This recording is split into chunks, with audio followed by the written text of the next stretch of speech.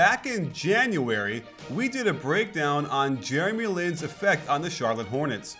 It was clear then that putting Lin on the floor was an overall positive for the team, and in last night's game versus the Spurs, it was downright vital.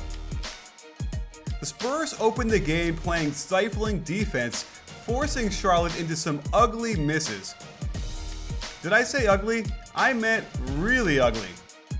Meanwhile, they couldn't stop Tony Parker on the other end from nailing mid-range shots and penetrating to open up shots for his teammates to the tune of a 28-7 lead, and the rout was on.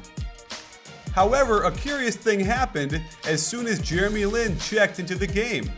To start the second quarter, he led the team on a 13-2 run that only closed the lead to 12 points, but breathed important life back into a Hornet that had been stepped on repeatedly by the cowboy boot with Spurs on it.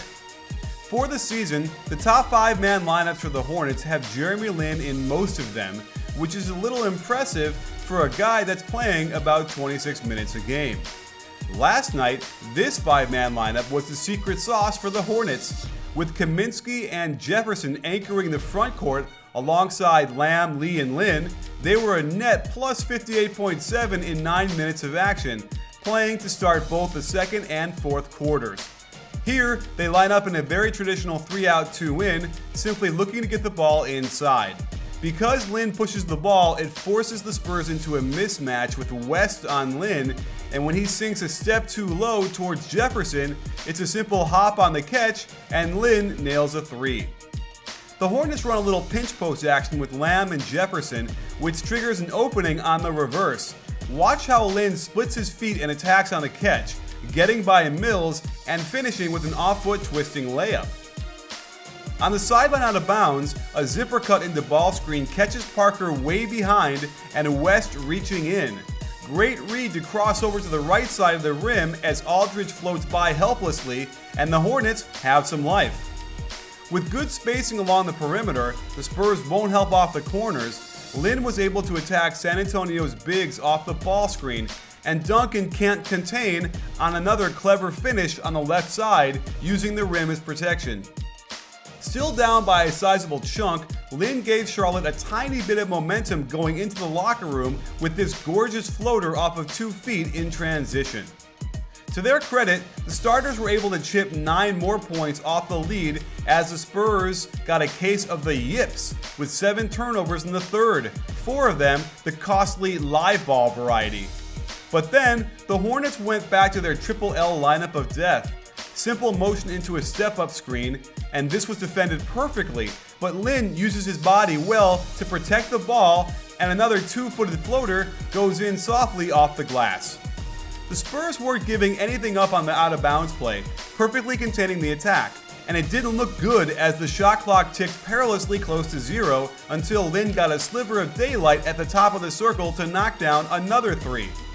Great effort by Lin to fight around the screen and let Mills know he's there, and he smartly pulls back on the 1-on-4 fast break.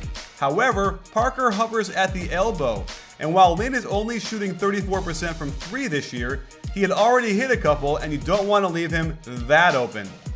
Having clawed all the way back to tie the game, the Hornets spread for a high pick and roll. West is worried he'll get beat again, so gives Lin 6 feet of room.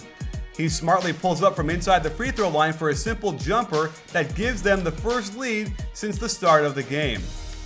In transition, Danny Green had Lin, but then inexplicably runs to guard Batum, even though Kawhi was there and in position. This leads to an easy pass back to Lin. Parker is afraid to help off of Kemba, and Lin hits another wide open 3.